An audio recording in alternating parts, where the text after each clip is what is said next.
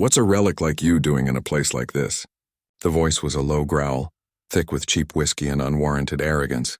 It came from a hulking man clad in a worn leather vest, emblazoned with the snarling wolf emblem of the Iron Reapers Motorcycle Club. His towering shadow loomed over the small corner table, swallowing the frail figure seated there. Before we get started, be sure to subscribe to Veteran Valor Stories channel so you never miss these fascinating tales of courage. And let us know in the comments where you're watching today. 80-year-old Jack Collins didn't even glance up.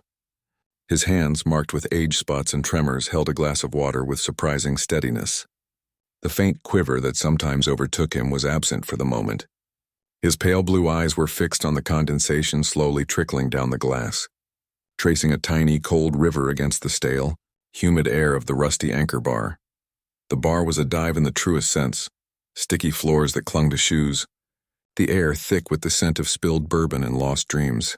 Neon signs flickered jaundiced light onto the patrons, a dim crowd of ghosts seeking refuge in their own memories.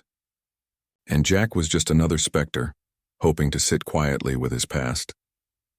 "Hey, Grandpa, I'm talking to you." The biker, known as Fang, slammed his meaty fists on the wooden table, causing it to groan in protest.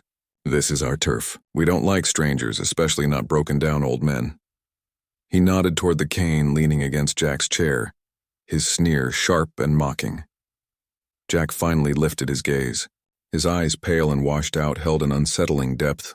Not fear, not anger, just quiet observation. They took in Fang, the two other bikers flanking him, and the nervous tension rippling through the bar. "I'm no stranger here," Jack said, his voice a dry rasp. "I've been coming here longer than that patch on your back's been stitched." Fang chuckled, a harsh, ugly sound. "Oh, a comedian, huh? You've got a lot of talk for someone who looks like he's one gust of wind away from dust." He knocked Jack's cane off the table with a deliberate shove. The cane clattered to the floor, and Fang's cronies erupted in loud, obnoxious laughter. The bar fell suddenly quiet, the mournful country song from the jukebox fading into silence. Other patrons hunched over their drinks, avoiding the brewing confrontation. Behind the bar, Lucy, the bartender, watched with clenched hands, polishing a glass so hard her knuckles turned white. Jack bent slowly to retrieve his cane, each movement a testament to old wounds, the dull ache in his hip, the sharp protest from his scarred knee, but he ignored the pain and gripped the familiar worn handle. As Jack rose, sweat beaded on his brow. Fang's grin widened, sensing weakness, the easy confirmation of his dominance. But he couldn't see the steel beneath the frail surface, the discipline forged in crucibles Fang could never fathom. "Pathetic," Fang sneered, voice echoing around the room. "You should be at home in your rocking chair, not wasting space here." Jack's reply was calm. "Steady. This bar is for anyone who wants a quiet drink." He placed his cane deliberately beside his chair, not engaging, just enduring. He had endured far worse than the bluster of a barroom bully. The insults were mere ripples in his ocean of memory. Jungle heat, bitter cold, ambush terror, the loss of brothers. But Fang's frustration grew, curdling into real anger. He needed a reaction. He needed to prove himself, not just to Jack, but to his crew and the room. His eyes landed on Jack's faded navy blue flannel shirt. "What's hidden under that, old man? A bag? A colostomy bag?" His friends snickered. Jack's eyes hardened briefly, a flicker of something cold and dangerous before he whispered, "Don't." The single word was a command, not a plea. The command only fueled Fang's rage. "I'll do what I want." In a swift, violent motion, he grabbed the front of Jack's shirt and ripped it down the middle. Buttons flew across the sticky floor like lost teeth, exposing the thin, pale chest and a tattoo on his right bicep, faded by years but unmistakable. A Navy SEAL Trident surrounded by an eagle clutching an anchor and flintlock pistol. The bar fell silent. Fang stared at the ink, confused but sensing its weight. His fingers brushed the tattoo, but he saw only the surface. For Jack, the tavern dissolved into the heat and chaos of a Southeast Asian jungle 2 decades past. Rotor blades thudding, sweat mingling with gun oil. The sting of a homemade tattoo gun marking a bond deeper than ink. A brotherhood sealed by sacrifice. The memory vanished, leaving nostalgia in its wake. Back in the bar, Fang dismissed the symbol with a mocking laugh. poking the tattoo with a grimy finger. You got that from a Cracker Jack box? Just a sad old man playing soldier. Behind the bar, Lucy's resolve hardened. She reached for a laminated card Jack had once given her, a direct line for emergencies beyond local police. Tonight she would use it. The line rang once before a calm, professional voice answered. "Hello, this is Lucy," she whispered urgently. "I'm at the Rusty Anchor on Route 9. There's trouble. Bikers assaulting an old man named Jack Collins." A pause, then a voice edged with steel. "We have your location. Help is en route. Stay on the line." The bar's stale air shifted as commands crackled in the background. "Initiate code Trident. Active asset under duress." Miles away at a Naval Special Warfare Command Center, Master Chief Petty Officer Ryan Hayes sprang from his chair. Jack Collins wasn't just a veteran. He was a legend, a founding father of the SEAL teams, a ghost from the shadows of history. "Sir, we have a code Trident. Master Chief Collins," Hayes reported. The room's low hum gave way to tense silence. Every operator knew the name, the missions, the tactics still taught today. "Location?" the watch commander demanded. "Rusty Anchor Bar, Route 9, civilian site. Collins is under duress from multiple hostiles." The thought of such a man manhandled by thugs was an insult beyond measure. "Are the locals responding?" "Witness says no, sir. Collins' standing orders, call us first, and not for long," the commander said grimly. "Get the quick reaction force ready. Wheels turning in 5. Back at the bar, Fang's patience snapped. "You're done," he snarled, grabbing Jack's tattooed arm. Jack winced, not from pain but indignity. "You're coming with us." "Time to learn respect." Jack didn't resist. His limp deepened, his cane left behind. His eyes met Fang's with quiet disappointment. A man who had seen humanity's worst now faced with needless cruelty. As the bikers moved toward the door, the bar was suddenly filled with a low, powerful rumble. Not a truck, but the synchronized hum of high-performance engines rapidly approaching. The bikers froze. Outside, 3 black SUVs blocked the entrance, headlights cold and unyielding. Doors opened in unison, and 12 men in crisp Navy uniforms emerged, faces set like stone, moving with disciplined precision. Lieutenant Commander Evans, tall and commanding, entered last. His eyes locked on Jack and Fang. Ignoring the biker, Evans snapped a sharp salute. "Master Chief Collins." The bar held its breath. The silence was thick enough to hear a bead of sweat fall from Fang's brow onto the floor. His grip on Jack's arm loosened as if scorched by an unseen flame. The reality of the situation crashed down on him. He was face to face with a living legend, a man whose very name commanded reverence. Lieutenant Commander Evans didn't waste a moment on the biker gang. His gaze remained fixed on Jack Collins, whose tired hand returned a slow, deliberate salute. "I'm fine, Commander," Jack said quietly, the weariness in his voice belying the steel beneath. Evans's attention shifted back to the bikers, his next words like a hammer striking stone. "Master Chief Petty Officer Jack Collins. Enlisted 1962. One of the first men to complete basic underwater demolition and SEAL training. Served with distinction in MAC VSOG with 3 tours in Vietnam." With each fact, the bikers visibly shrank. Their arrogant smirks faded into stunned silence. Recipient of the Navy Cross for actions during the Tet Offensive, where despite a shattered leg, he single-handedly held off an enemy platoon, saving his entire fire team, Evans continued, voice steady and cold. He listed more honors, 2 Silver Stars, 4 Bronze Stars with Valor, and 3 Purple Hearts. The weight of Jack's service filled the room, smothering the earlier disrespect. The tactics he developed are still taught to operators today. That tattoo you mocked is the SEAL Trident, earned not from a Cracker Jack box but through a lifetime of sacrifice in places you'll never see. The words hung heavy in the stale air. Lucy wept quietly behind the bar, a hand pressed to her mouth while other patrons stared, their eyes wide with newfound respect. For years they had shared space with a hero they never fully understood. Evans turned his piercing gaze to Fang. It was like being caught in a laser beam. "You put your hands on a living legend, tore his shirt and insulted his service. You have no idea the consequences of your actions." Fang's face drained of color, trembling with shame and fear. He saw Jack not as the frail old man he had tormented, but as something ancient and powerful, a man shaped by wars and sacrifice beyond his comprehension. Jack broke the silence, his voice soft but heavy with meaning. The medals, the stories, they're just things, he said, eyes locked on the trembling biker. What matters is what you do when no one's watching. The promises you keep. He gestured to the tattoo on his arm. This ink isn't for you. It's for them, the ones who never came home. It's a promise to remember. His gaze swept over the terrified bikers. Respect can't be forced. It's something you give freely. For a fleeting moment, the bar faded again, and Jack was back on a battlefield in Vietnam. The mud cool beneath his back, the air thick with smoke and gunfire, the blinding pain where his fibula once was. He saw the face of his young radio operator bleeding beside him, the adrenaline surge that had carried him through hell to save his friend. His limp wasn't a disability.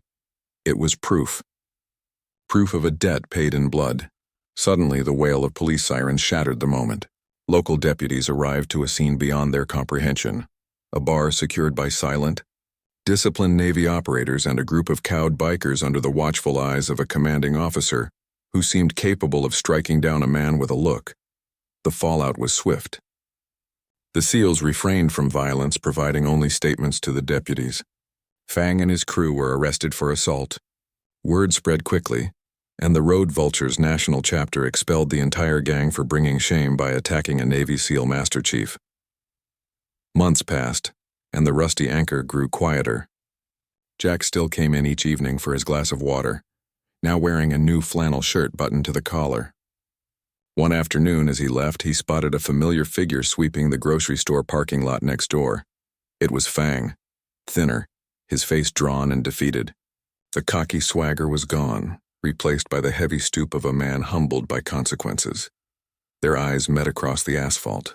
Fang froze, broom in hand, fear and shame flickering across his expression.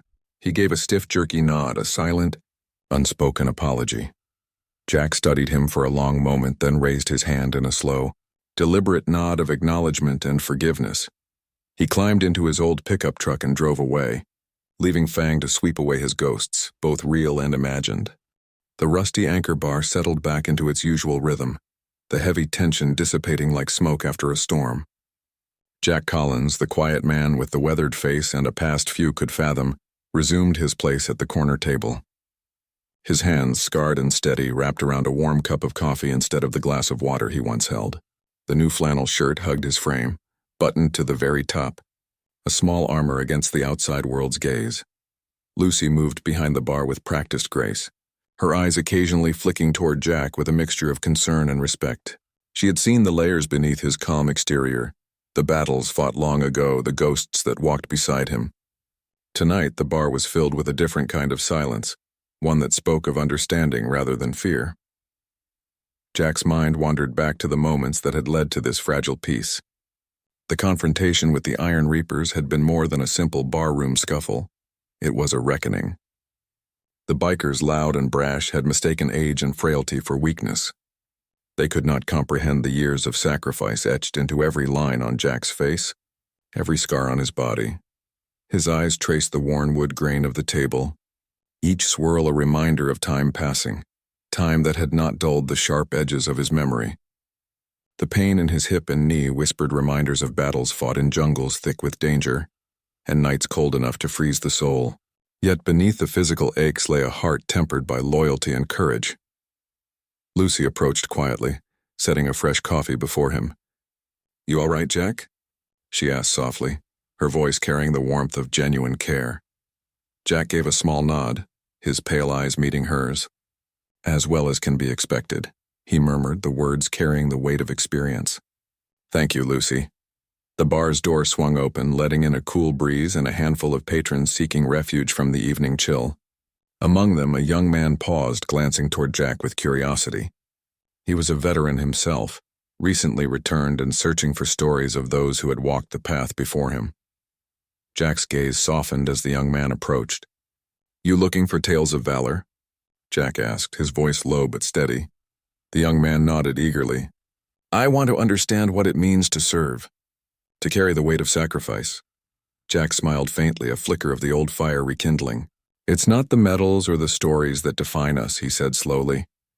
"It's the quiet promises we keep when no one's watching, the respect we give and earn, the memories we carry for those who never made it home." The young man listened intently, absorbing every word. Around them, the bar hummed with the quiet murmur of conversation, the clink of glasses, and the soft notes of a country ballad playing from the jukebox. Outside, the night deepened. Stars scattered across the sky like silent witnesses to the stories unfolding beneath them. Jack took a slow sip of his coffee, feeling the warmth seep into his bones. He was a relic to some, a ghost to many, but to those who understood, he was a living testament, a quiet giant whose legacy was etched not only in ink and metals, but in the hearts of those who would carry the torch forward. As the evening wore on, Jack settled deeper into his chair, the weight of the past balanced by the fragile hope of the future. The bar was no longer just a place for ghosts. It was a sanctuary for stories, a refuge for courage, and a reminder that valor often walks quietly among us. Days turned into weeks, and the story of Jack Collins and the Iron Reapers became a quiet legend whispered among the locals and veterans who frequented the Rusty Anchor. Jack's presence, once overlooked, now commanded a respectful nod from even the most hardened patrons. His weathered hands, once trembling with age, steadied with purpose, and his eyes, pale as winter skies, held a new spark, a testament to battles both fought and survived. Lucy continued to watch over him, her loyalty unwavering. She often found herself reflecting on the promise Jack had entrusted to her nearly a decade earlier, a lifeline in case of dire need. That night had tested her resolve, but it had also revealed the strength beneath Jack's frailty, the unyielding spirit that refused to be broken. Jack's routine remained simple: a quiet drink, a few words exchanged with familiar faces, and long moments lost in thought. But beneath the surface, a storm brewed. Memories of comrades lost, of missions shrouded in secrecy, and of a life defined by sacrifice. Each scar told a story, each limp a reminder of a battle won at a terrible cost. One afternoon, as Jack sat nursing his coffee, the bar's door swung open to reveal a figure from his past, Commander Ryan Hayes. The younger man who had rushed to his aid that fateful night now stood before him, the weight of years etched into his sharp features. "Jack," Hayes greeted, voice low and steady. "Thought I'd find you here." Jack looked up, a flicker of surprise crossing his face. "Ryan, didn't expect to see you outside the command center." Hayes smiled faintly, pulling up a chair. "Sometimes even we need to step away from the noise. I wanted to check on you, make sure you're holding up." Jack nodded slowly. "The body aches, but the mind's sharper than ever. The scars remind me why I'm still here." They talked quietly, sharing memories and reflections. Hayes spoke of the new generation of SEALs, the evolving missions, and the legacy Jack had helped forge. Jack listened, the pride in his eyes mingling with a quiet humility. "You've built something lasting, Ryan," Jack said. "Something worth fighting for." Hayes nodded. "And it's because of men like you. The real heroes who walked through fire so others could follow."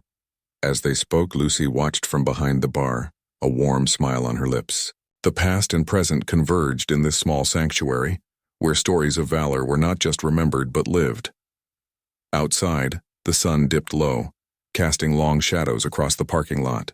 Jack rose, steadying himself with his cane, the familiar weight grounding him. "Time to go home," he said softly.